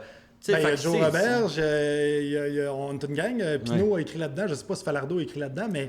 Pierre Falardeau, je pense qu'il avait écrit, me semble. C'était peut-être un autre magazine. C'était peut-être Deux femmes en or à l'époque qui était... Des femmes en or, qui est un magazine un magazine de Madame tout nue, voilà. Mais québécois. Mais c'est ça, on est avec ce struggle-là à chaque année qu'on arrive avec le nouveau branding. OK, qu'est-ce qu'on fait? On sort un nouveau show, on fait ci, on fait ça. Puis tu sais, je suis dans ma façon de m'exprimer, dans ma manière d'être, tu sais, je suis, entre guillemets, col bleu. Fait qu'il faut que je deal avec ça. Tu sais, je suis... Si tu engages quelqu'un, justement, pour les têtes dirigeantes d'une compagnie, puis tout ça, tu vas plus te diriger vers un Louis T ou un André Sauvé, justement. Puis si tu engages quelqu'un pour divertir les employés, ben tu m'appelles, tu sais, ou un PA méthode, ou quelqu'un qui est bien accessible, puis tout ça. Parce que... puis je trouve ça... Moi, pendant longtemps, justement, j'ai écrit des trucs qui étaient un peu plus étoffés. Puis j'ai arrêté ça. J'avais des articles d'opinion, puis des fois, il manquait de punch dedans, là, on va être franc. Puis je trouvais que Non, mais quand t'écris des articles, non, mais moi, quand j'écris des choses trop sérieuses, des fois, à un moment donné, je dis, j'ai oublié de mettre des punchs. Là. Exactement. Ça se peut, là, tu sais. Ouais. Puis à la fin, tu rajoutes Chris de tabarnak de style. Puis là, le monde rit. mais c'est ça, tu sais. Puis moi, je me suis dit, de la même façon que Mathieu Bock-Côté peut avoir un vocabulaire comme s'il avait été baptisé à coup de bécherelle d'en face, moi, je peux avoir des idées qui sont de gauche avec un vocabulaire plus accessible, justement, parce que je trouve que dès que t'es de gauche, t'as l'air de quelqu'un qui sort de la bibliothèque à Françoise David, tu sais, salut, je viens vous enseigner c'est quoi la vie avec un martini, tu sais, puis je trouve qu'il y a moyen d'avoir ces idées-là, puis que ce soit, tu sais, c'est pas pour rien que la droite gagne en tout cas, je pense... En popularité? En popularité, parce que c'est simple. Tu sais, quand Donald Trump dit « Oh, build a wall », tu sais, construire un mur, c'est simple, un mur. Tu sais, t'arrives avec la gauche, c'est « Ouais, mais je pense que si on applique ça à la société moderne d'aujourd'hui, il peut y avoir un quiproquo qui est intéressant au niveau de la dichotomie dans notre... » Oui, j'ai l'impression aussi que la droite, on fera pas un débat gauche-droite, mais la droite a compris qu'eux autres, ils veulent gagner. Bon, comment on fait pour gagner? On va essayer de faire ça. La gauche, il y a beaucoup de gens là-dedans qui ont des petites... la conscience prend le dessus. Ah non, moi, je n'irai pas jusque-là. Ah, je sais pas si on peut se permettre ça. On dirait qu'ils se battent trop pour résumer trop simplement que de dire que la droite a moins de scrupules. Ben en fait, moi, je trouve que moi, la droite... c'est l'impression que j'ai, mais je suis un gars de gauche. Exactement là. Je suis un gars de gauche. Moi, je trouve qu'ils ont plus de punch. Ils ont plus de marketing, ils ont plus de punch, puis oui, ils ont moins de scrupules parce que du marketing, ça fait que tu peux mettre contient des ingrédients bons pour la santé sur une boîte de Fruit Loops, tu sais. Fait que c'est sûr que t'as pas de scrupules quand tu fais ça. Ouais. Mais d'un autre côté, je trouve que la gauche, ils veulent tellement que l'idée parte en tant que, tu sais, mettons, si leur idée c'est 98 bleu, ben ils accepteront pas de dire 80 bleus, puis après ça, on va ramener le monde à 98. Ils vont dire non, c'est 98 bleus, puis ils vont avoir un consensus qui va s'obstiner là-dessus, tu sais. Fait que la droite, ça va être les gens sont-tu 98 bleus? On va dire 98 bleus. Exactement. Ouais. Fait que ça va rejoindre plus les gens. Ben, c'est ça. Et moi, je trouve qu'il y a une différence entre comment avoir une vision versus juste faire comme on va suivre eux. Tu as une vision, tu essaies. Probablement encore là que c'est la pédagogue en moi qui fait comme. Mais moi, je m'attends à ce que mes dirigeants se soient plus informés que moi sur des enjeux. Puis qu'ils m'en apprennent. Oui. Non, mais moi, c'est une des choses que j'haïs, c'est quand on veut des politiciens près du peuple. Moi, c'est une des affaires qui me gosse le plus au monde. Moi, le premier ministre, là, je veux pas prendre une bière avec lui puis jaser de hockey. Là. Non, durant le temps que moi, je prends une bière, moi, je veux qu'il soit en train de lire. Oui, c'est ça. Je veux qu'il soit... Idéalement, on veut qu'il soit supérieur à nous. Là, je veux pas quelqu'un... Moi, je pense pas que mon meilleur ami serait un bon premier ministre du Québec. Fait que j'ai pas envie que le premier ministre du Québec soit le gars avec qui je ferais les mêmes choses que je fais avec mon meilleur ami, tu sais. Non, c'est sûr. Mais ça, moi, je trouve que c'est un complexe qu'on a beaucoup, les Québécois. Je tombe dans les Américains aussi, on les est Français dans aussi, tellement de sujets aujourd'hui, mais j'ai oui. l'impression qu'on veut tellement que les gens soient comme nous, que c'est tellement près du peuple. On veut tellement que Céline continue de parler québécois. On veut tellement que nos politiciens... Tu sais, quand Bernard Landry a parlé en latin puis que les gens ont ri de lui comme si c'était la fin du monde, le gars, il a sorti une expression en latin. Pour vrai, je m'en tape qui parle en latin. Il fait une bonne job? Ouais. Puis il l'a probablement utilisé au collège. Fait qu'arrête. Comme dans le temps, il fallait l'apprendre, le maudit latin. Mais tu vois, moi, je trouve que... Tu vois, je ramène ça rapidement vers le thème de la vulgarité, mais mettons Donald Trump. Moi, je trouvais que c'était extrêmement vulgaire de prendre les gens pour... Moi, je trouvais qu'il prenait les gens pour des imbéciles en se disant, je ne ferai pas des longues phrases. Je vais dire, on va vous amener des jobs. Des good jobs. Not bad jobs. Good job. Ouais. Good job. Là, tu fais... Il dit rien. Good job. Tu sais, plutôt que de dire on va mettre en place des structures qui vont vous permettre de peut-être de créer de l'emploi, on va essayer de voir. Puis là, c'est pas... Non. On va faire des bonnes jobs. Pas des jobs mauvaises, des bonnes jobs. Là, tu fais... Puis tu t'en vas chez vous après. Moi, je trouve que c'est prendre les gens pour des épais. Et ça, moi, je trouve ça vulgaire. Ouais, moi, je comparais Donald Trump au chum que toi, t'écris un gros paragraphe, mettons, puis que tu fais comme, tu sais, tu commences à dater quelqu'un, puis ça te tenterait-tu, nanana, bon, puis tout ça, on pourrait faire ça, ci, puis ça, puis là, il fait comme, je suis pas disponible. Ouais, oui, envoyer un pouce dans les airs. Ouais, là, tu fais comme, ben, tu peux-tu proposer une autre date? Y a-tu quelque chose qui se passe? Oh, oui. Ouais. Ben, là, fais-le. C'est la personne qui est la plus évasive et souvent la personne la plus crottée pour moi. La personne qui est tout le temps en train de le dire moins possible, Ouais. pour moi, c'est la personne qui veut moins possible se faire pogner dans ses menteries. Fait que Donald Trump, je me disais, ce gars-là, il a une ligne parce qu'il essaye, puis pourtant, on voyait bien qu'il se faisait pogner dans ses menteries pareil parce que c'était un menteur compulsif. Mais souvent, moi, je me méfie des gens qui sont... Puis je dis pas que ça prend tout le temps des grandes phrases, puis tu sais, je suis consciente Non, que être même pas moi, vulgaire, tu sais, je vais répondre. ça veut pas dire Mais être péteux non plus. Non, là, tu sais. sois clair, soit, tu sais, investis-toi, tu sais, sois clair. Puis sinon, je trouve que dans Donald Trump, il y avait une vulgarité, pas juste de prendre les gens comme des imbéciles, mais il y avait une vulgarité envers les femmes. Sa façon de parler des femmes était énormément vulgaire. Ouais, il était sa misogyne à fond, là. Ben, il était raciste. Tu sais, je veux dire, puis après ça, tu peux pas faire comme « je suis pas raciste ».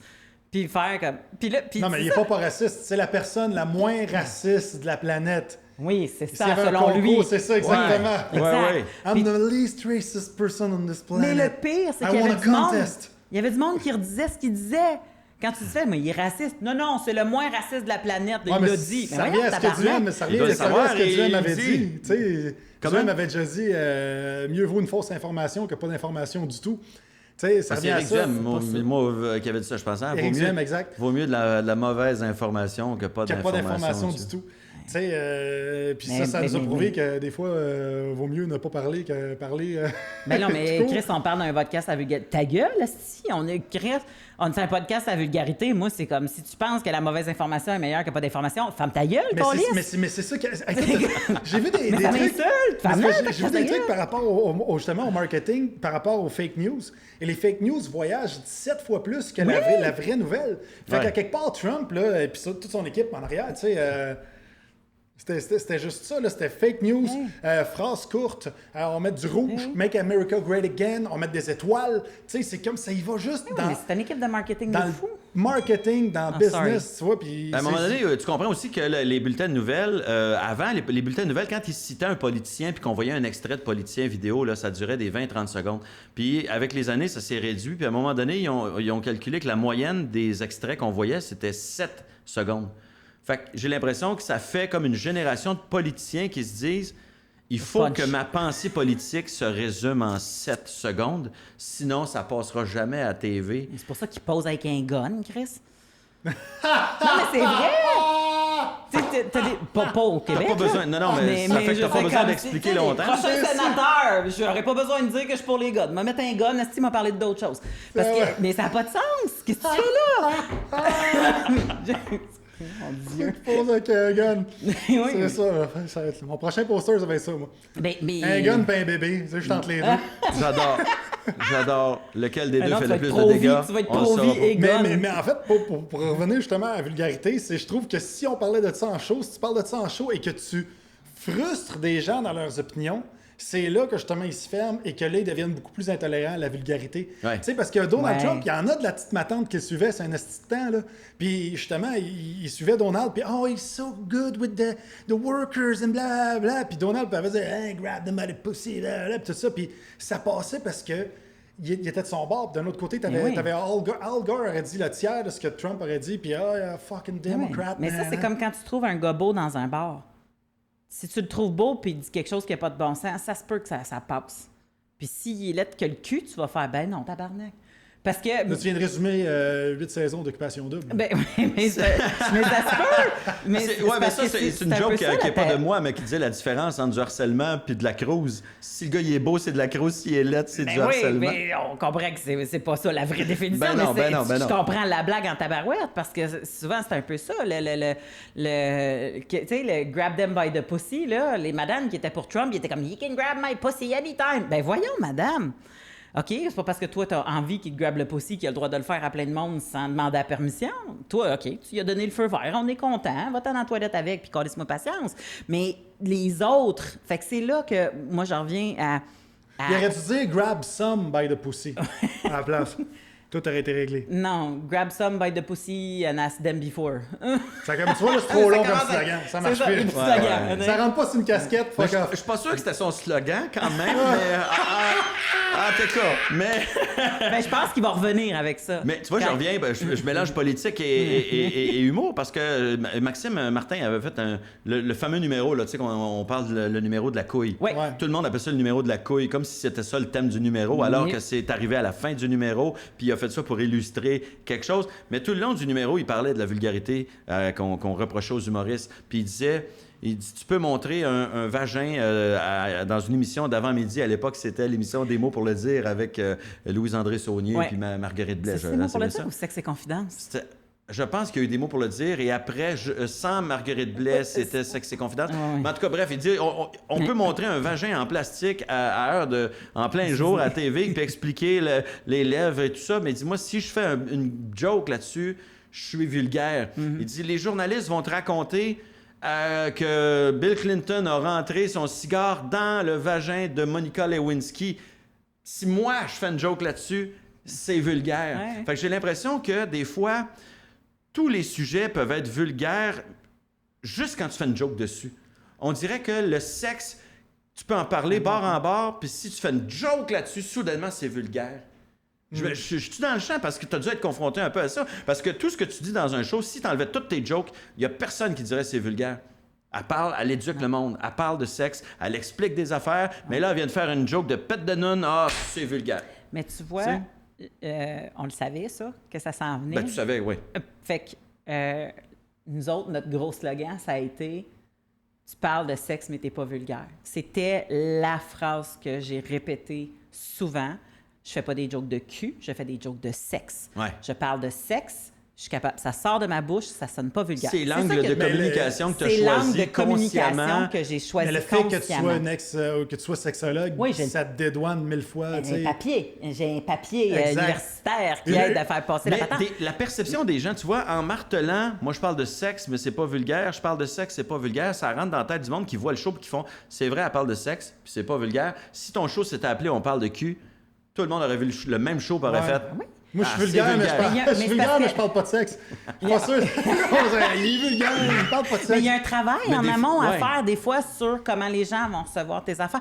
Tu sais, quand tu décides de te définir en tant qu'humoriste, oui, tu travailles ton personnage de scène, mais oui, il faut que tu travailles comment les gens vont te recevoir. Moi, je sais très bien que quand je suis dans une salle, j'ai mon poids là, qui me permet de dire des affaires que d'autres personnes ne pourraient pas dire. J'ai le papier de sexologue qui me permet de dire des affaires que je ne pourrais pas dire. Je sais que quand j'ai des amis de filles qui embarquent sur scène, que ça prend plus de temps pour elles de conquérir la fille qui est dans la salle parce qu'elle est belle, parce qu'elle est... Une menace. Une menace parce que pratiquement, elle regarde son chum à côté pour se sentir « Oh mon Dieu, tu sais, t'as trouves-tu hot? Ouais, Puis c'est ouais. puis ça. Puis moi, je dis tout le temps, ça me fascine parce que j'ai dit, moi, je sais que j'embarque sur scène. La fille a fait comme « Oh mon Dieu, elle est grosse, mais elle est belle. » Tu sais, comme « Moi, j'aimerais ça avoir sa confiance. Ah, elle est belle, hein, bébé? » Puis bébé, il fait comme « Oh, oui. » Puis dans sa tête, il me fourrait pareil, là, mais elle le sait pas, tu sais, comme... Puis elle dit rien parce qu'elle fait comme « Bon. » Mais moi, fait que toi, là, la façon que tu te packages, toi, tu travailles là-dessus depuis longtemps. Moi, j'ai travaillé là-dessus, puis je pense que ça fait partie des plus gros secrets de l'industrie. Comment qu'on se package pour que les gens nous perçoivent, comment les gens nous reçoivent chez eux. Quand j'ai fait toutes mes pré-entrevues avant mon show, c'était ça, mais toutes les critiques qui sont sorties après mon show, ben c'est ce que j'ai dit avant. Ouais. C'est ce que j'ai dit avant parce que le monde, tu sais, puis parce que je pense que je reflète ce que j'ai dit. À répéter quelque chose, ça rentre dans la tête du monde. Puis Oui. ils voient le show avec cette phrase-là dans la tête. Elle parle de sexe, mais c'est pas vulgaire. Mais c'est ça aussi. Tu sais, je considère vraiment que ce que je dis, à part peut-être quelques sacres, puis des fois, je vais formuler des affaires, puis le monde va faire « Hé, t'as boire, ça... » Tu sais, mais tu pourras pas dire que c'est pas vrai, qu'il y a pas un objectif derrière mes blagues. Ouais. Je suis pas en train de te dire que fourre une grosse, mettons, à un moment donné, j'ai un punch, c'est ça. Fourre une grosse! En tout cas, vous viendrez voir le show. Mais...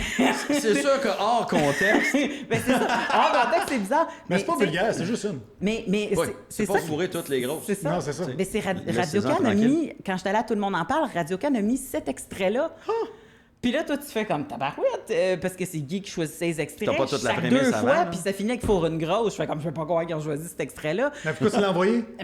Non, j'ai envoyé le show complet, je pense. Les autres Ah, ont choisi. c'est ton erreur, ça! Ouais, on l'avait Tu vois, t'as pas le contrôle de ton image. On Faut que l'avait t'envoies capté la veille. Ah Mais oui. c'est pas grave, parce qu'il y a pas personne qui a fait, quand je suis sortie de cette entrevue-là, qui ont dit, cette fille-là est vulgaire. Ouais, Ok. mais si moi, j'avais dit Four une grosse...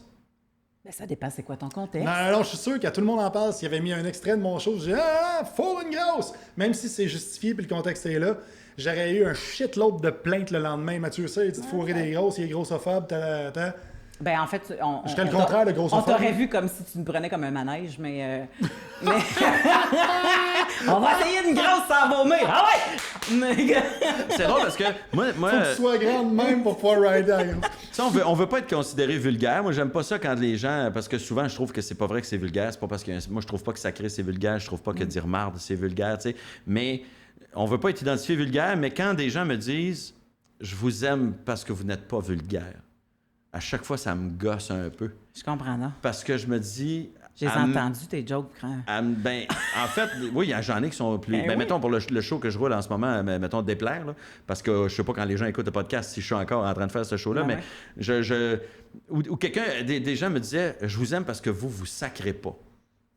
Puis là, dans ma tête, ça fait, ça c'est plate. Moi, déjà, quelqu'un Je suis qui content me que tu voit- m'aimes, mais je sais que tu viens pas me voir en show. À condition. Ouais. Ben oui, mais puis il met une condition en plus. Mais Ouais. c'est ça, c'est je t'aime pour quelque chose que tu fais pas. Ouais. Tu fais pas ça, ça j'aime ça. As-tu Tu déjà sacres eu, pas. Puis, ouais, mais déjà, je me dis, la personne n'est pas venue me voir en show, parce que dans mon show, je sacre. Puis, puis je pense qu'il y a des trucs assez crus, assez vulgaires dans mon dernier show. Mais je pense que les gens m'en permettent un peu plus aussi. Je pense que les gens. Des fois, les gens me disent, c'est le fun, t'es pas vulgaire. Puis je fais, c'est là, vous avez vu mon show. Puis vous dites que je suis pas vulgaire. Ah ben tant mieux. Ça veut dire, je peux, mais je suis étonné. Mais moi, As-tu déjà eu quelqu'un des qui me dit, plaintes? je vous aime, ou quelqu'un qui est déçu parce que j'ai sacré à la télé, puis elle me dit, je vous aimais parce que vous n'étiez pas vulgaire. À chaque fois, ça me gosse, parce que j'ai toujours envie de dire à la madame, vous m'aimez pour une mauvaise raison. Ben, c'est ça. C'est comme de dire à quelqu'un, toi, je t'aime parce que tu tues pas du monde, ou parce que t'es pas un voleur. Ouais, c'est une bonne raison. Ben là, tu sais, tu peux-tu m'aimer pour ce que je suis, et Ouais. non pas pour... Ce que je je ne fais, suis ce que pas. je ne fais pas. Ce que je fais pas, tu sais, versus ce que je fais pas. Mais quand t'as sorti, justement, tu as fait la toune J'en ai une grosse. Ouais, j'ai une grosse graine. Une grosse graine, puis tu sais, une couple de niaiseries de même que tu as faites pour Ouais. déconner. Est-ce que tu as reçu des. Est-ce qu'il y a des gens, justement, parce que tout un public, tu sais, on a chacun notre public, puis tu as un public vraiment large, puis t'en as justement des petites madames, j'aime ça parce que vous sacrez pas, puis tout ça. Est-ce que quand tu fais des numéros plus vulgaires, des tunes qui sont justement J'ai une grosse graine, tout ça, est-ce que tu reçois des plaintes de la part de ces gens-là? Je suis déçu, ça fait 10 ans, je vous suis, gna, gna, Ben, gna. je réalise que ces gens-là sont pas souvent à mes shows. Ok. Les gens, ils m'aiment de ce qu'ils voient à la télé. Oui, puis... Mais les gens qui viennent voir, quelqu'un qui vient me voir en show, il y a tout le show pour s'acclimater à mon style d'humour. Mais des fois, ça va arriver, mettons, pour un numéro à la télévision. J'avais fait un numéro hommage dans le gala, hommage à Jean-Marc Parent. Puis c'est un numéro qui s'appelait Va chier Jean-Marc. Oui. Puis je l'envoyais chier. Puis c'était un numéro qui était plein d'amitié, plein d'amour. C'est comme un T'sais, roast. C'était un roast, mais pas tant que ça. C'était un numéro dans lequel je l'envoyais chier parce que j'étais jaloux. Tu sais, je disais, toi, là, tu fais une séance de photos, t'es même pas sur le poster, asti. Tu sais, son poster, c'était Avec la un chaise. fauteuil. Ouais. Tu vas chier, asti. Nous autres, on se fend le cul à faire des séances de photos pendant des heures. Puis toi, tu mets une chaise, asti, puis t'as quand même plus de billets vendus. Va chier. Puis là, je dis, tu parles tout le temps de tes petites maladies. N'importe quel gars comme toi, dans un CHSLD, on appelle ça un vieux tabarnak. Tu sais, fait que j'avais beaucoup de sacs, puis je l'envoyais chier. Puis il y a une dame qui m'a écrit à un moment donné, parce que quand le numéro a passé à la télé, pour me dire « Ah, j'étais déçu de vous entendre sacrer. Pourquoi tant de vulgarité? Pourquoi je vous aimais parce que vous n'étiez pas vulgaire? » Puis la madame n'était pas méchante, c'était pas insultant. Fait que j'ai répondu très poliment. Je dis « Décevoir les gens, c'est un des risques de mon métier. Personnellement, je suis très fier de ce numéro-là. » Mais ce que j'avais envie de dire, c'est « Madame, vous n'avez pas... vu tout l'amour qu'il y avait dans ce numéro-là. Vous avez pas vu le c'est Jean-Marc. pas tout le monde qui a vous le avez pas deuxième vu degré, les yeux de Jean-Marc qui était content de se faire rendre hommage. Vous avez pas vu l'amitié que j'ai pour Jean-Marc Parent dans une démonstration un peu violente. Ben oui, mais ça reste Puis je ça. dis, mais vous avez juste vu ça, c'est Mais ce que vous chaque avez va retenu. chier pouvait se traduire par félicitations, dans le fond. tu sais. C'était ça, parce que je finissais le numéro en disant, bon, Jean-Marc, là, j'essayais de finir ça plus positif. Fait que je dis, au nom de tous les humoristes, je te dis, va chier beaucoup. Puis, mais puis c'était c'est un des numéros dont je suis le plus fier dans mes galas Juste pour rire depuis 25 ans. C'est ça qui t'a donné l'idée d'écrire Déplaire? Un peu. Mais c'est vrai. Des affaires de même, ça fait partie. C'est un des éléments qui a fait en sorte que j'ai commencé à penser à un show qui s'appellerait Déplaire. Au début, je pensais faire un numéro sur la peur de déplaire, puis je me suis dit, non, ça va être la ligne, ça va être le fil conducteur de mon show, ça, Déplaire. C'est un peu parti de ça. C'est parti de différents événements aussi, que j'avais fait une vidéo où je dénonçais l'intimidation. Puis les premiers commentaires que j'avais eus étaient négatifs. Des gens qui disaient si tu te fais du capital sur la mort d'une fille, parce qu'il y avait une petite fille qui s'était suicidée en Gaspésie, puis là, tabarnak, je viens de faire une vidéo dans laquelle je dénonce quelque chose d'épouvantable. Fait que là dans ma tête, c'est ça que ça a fait. Ça a fait, peu importe ce que je vais faire, il y a des gens qui vont être pas contents, puis il y a des gens qui vont ne pas m'aimer. Fait que c'est aussi bien de faire ce que tu veux, tu sais. Puis c'est un des éléments. La dame qui m'a écrit, puis quand j'y ai répondu, décevoir les gens, c'est un des risques de mon métier que je dois assumer. Je dois vivre avec ça. Puis ça aussi, ça a changé ma façon de voir les choses parce que j'ai fait, à partir de maintenant, je vais assumer de perdre du monde. Moi, mon dernier show, je l'écrivais en me disant, je vais perdre du monde. Mais je travaille pour le futur. Dans ma tête, je travaillais pour le futur. Mais c'est comme une équipe en reconstruction. Dans ma tête, j'étais comme une équipe de hockey en reconstruction. On va se débarrasser des vétérans, on va prendre la jeunesse, on fera pas essayer les 3-4 premières années, mais à un moment donné, on va gagner la Coupe Stanley. Je me voyais un peu comme ça. Je me disais, OK, je vais me débarrasser d'une coupe de spectateurs, je vais renouveler mon public. Puis finalement, j'ai pas perdu de monde. J'en ai gagné. Des Bulls. C'est ça. Mais c'est ce qui est arrivé à Richard Pryor pour sa deuxième partie de carrière, justement, puis ça a été un éveil total pour lui.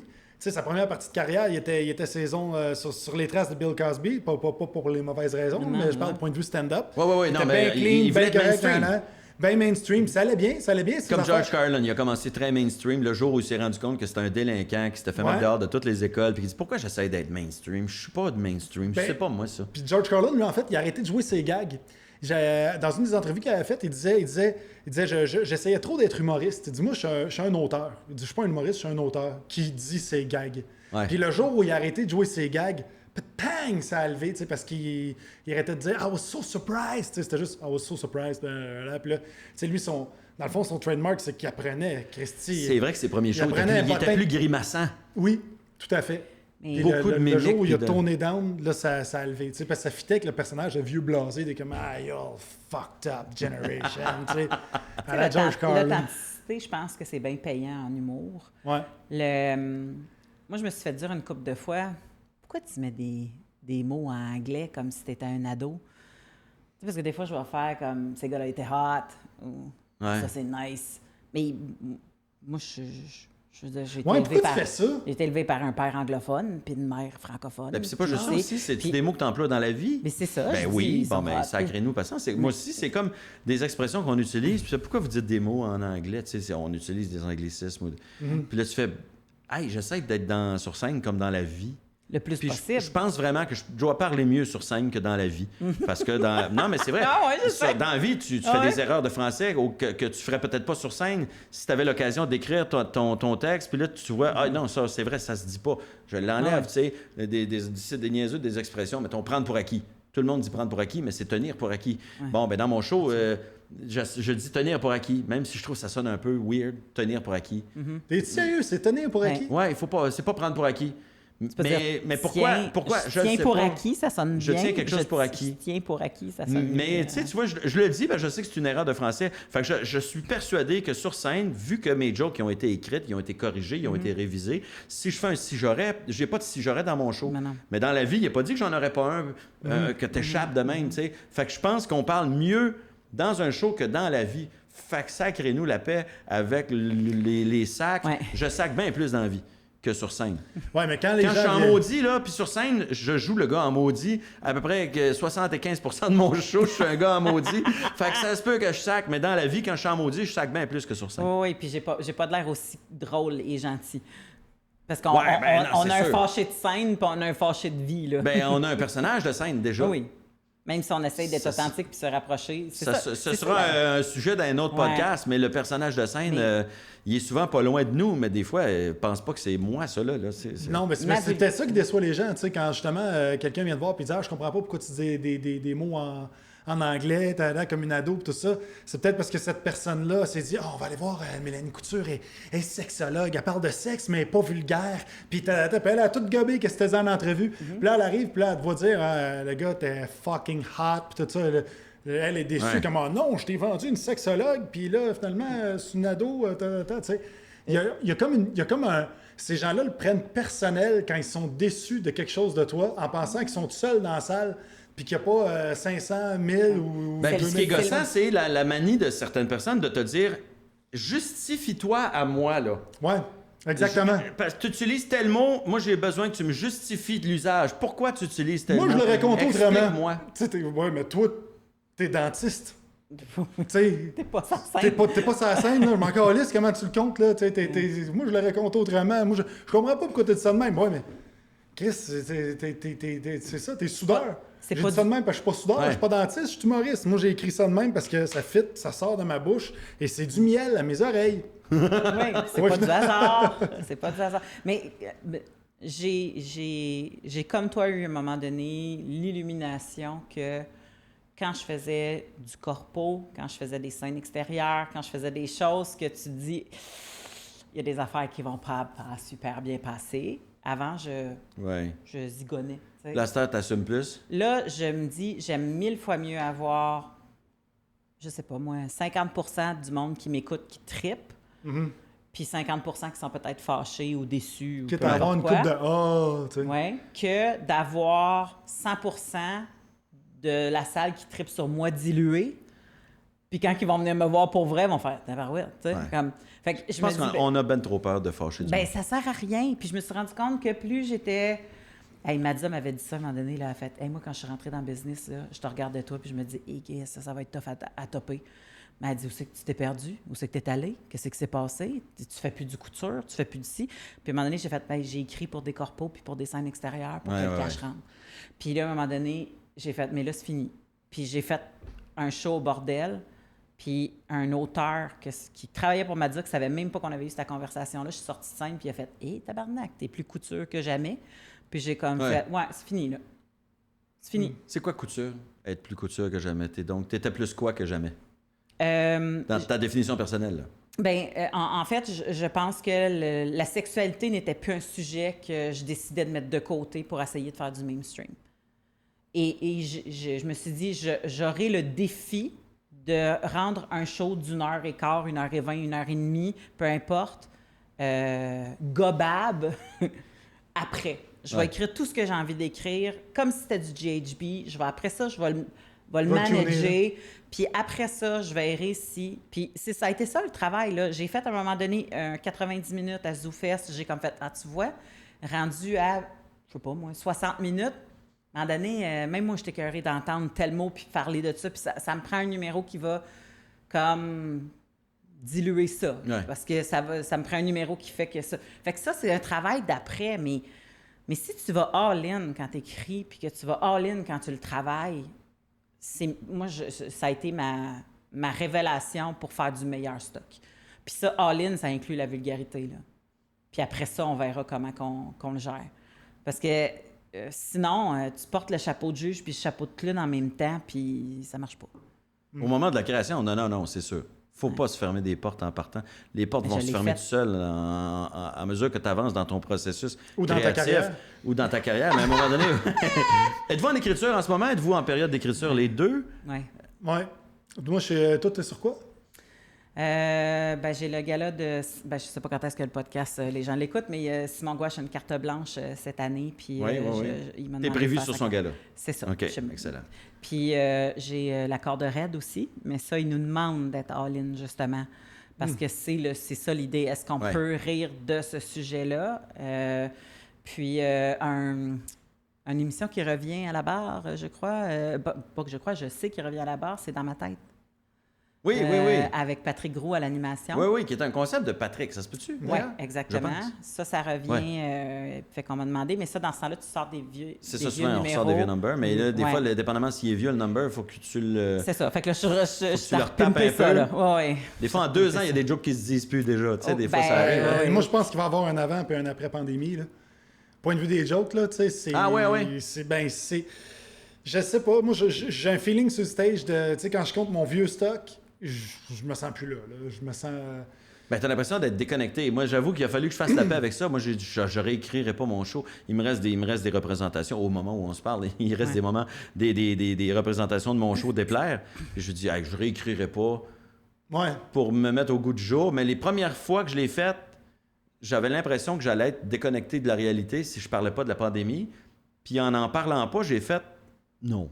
Ça passe bien? Ça passe bien. Les gens s'en sacent. Les gens veulent juste passer une bonne soirée puis rire. Ils sortent pas de là en se disant comment tu sais qu'il n'a pas parlé de pandémie. Il n'y a pas une joke de masque, si.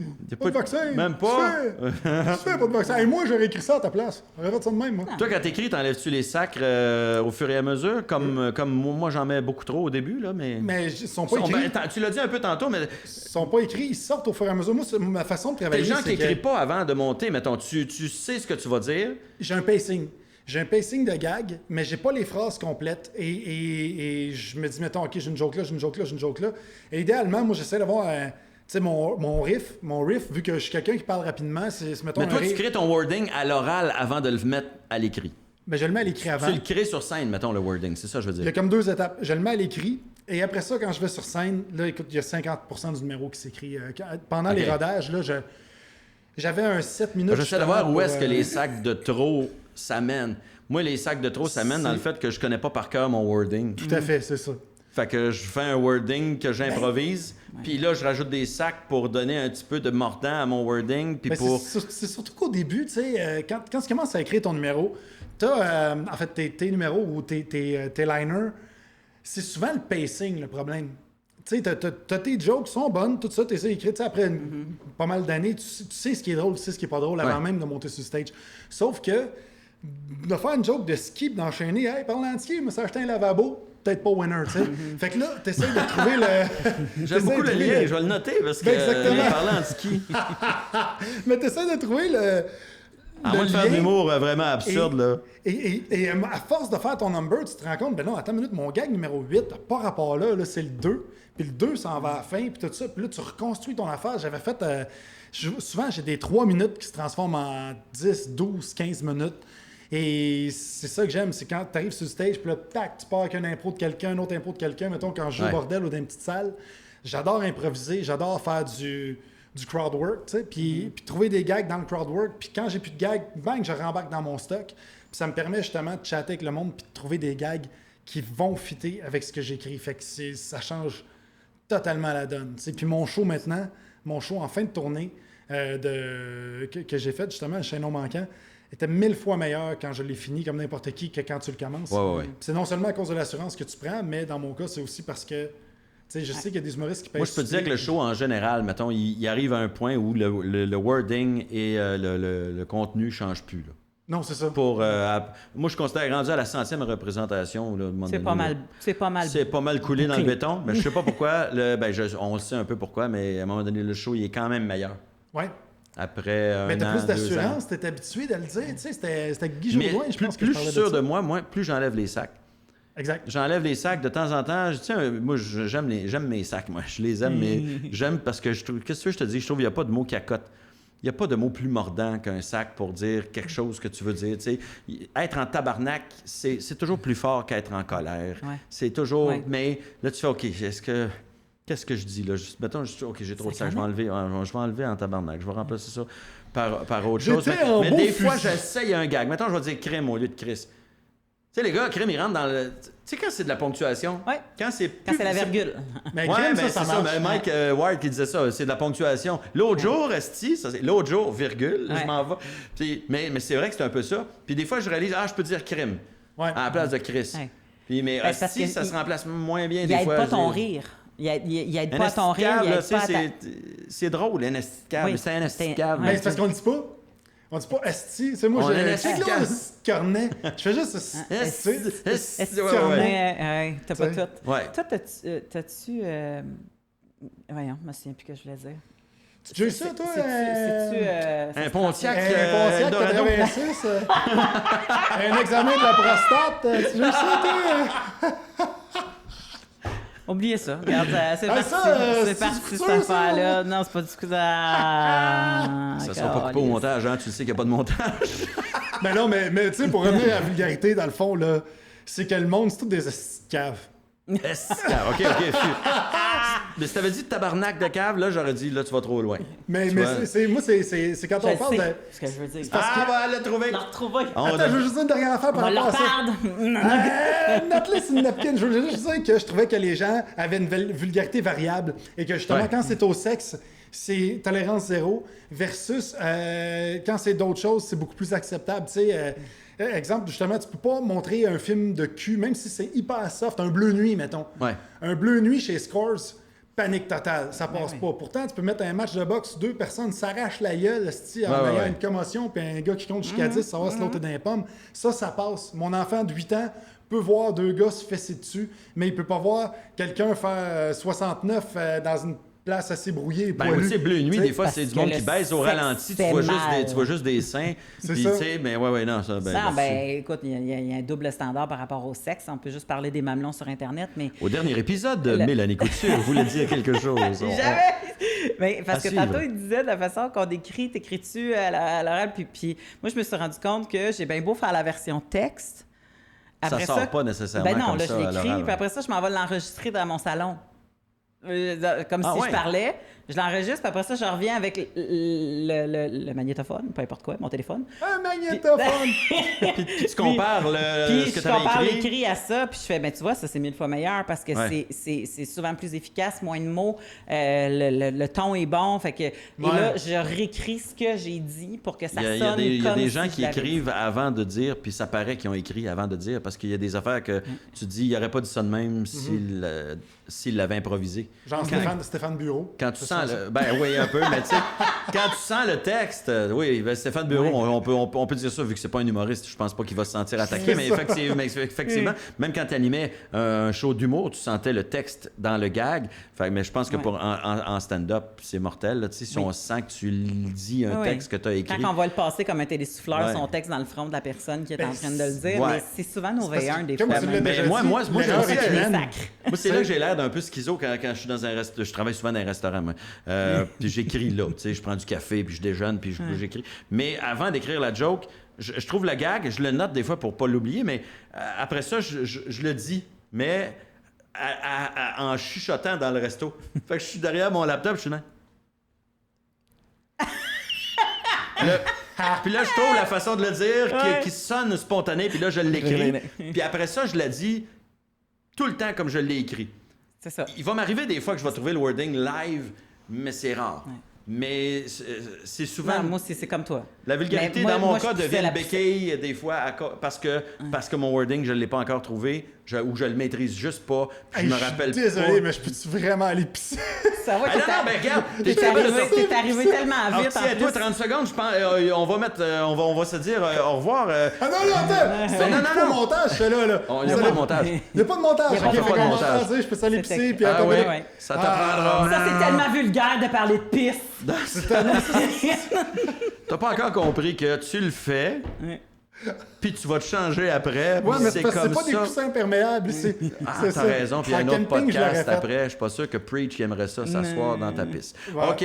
Non, mais de toute façon, on a fait un beau et long podcast, mes chers amis. Mais merci d'avoir accepté l'invitation. Grand plaisir. Rapidement, avant que tu aies pissé, veux-tu plugger tes médias sociaux? Oui, certainement. Instagram, Matt_6. Tu vas voir des photos de moi en chest, ma famille, ou quand j'essaye d'imiter Georges Saint-Pierre de façon maladroite. Puis ta blonde. Puis ma Qu'on blonde. voit à l'occasion. famille. Des Oui, fois, ma blonde, Ashley, que je salue parce que je l'aime beaucoup, je l'adore. Ashley Jade. Ashley Jade Lucier. T'es venu à combien le nombre de personnes qui se sont abonnées à ton compte pour voir Ashley Jade?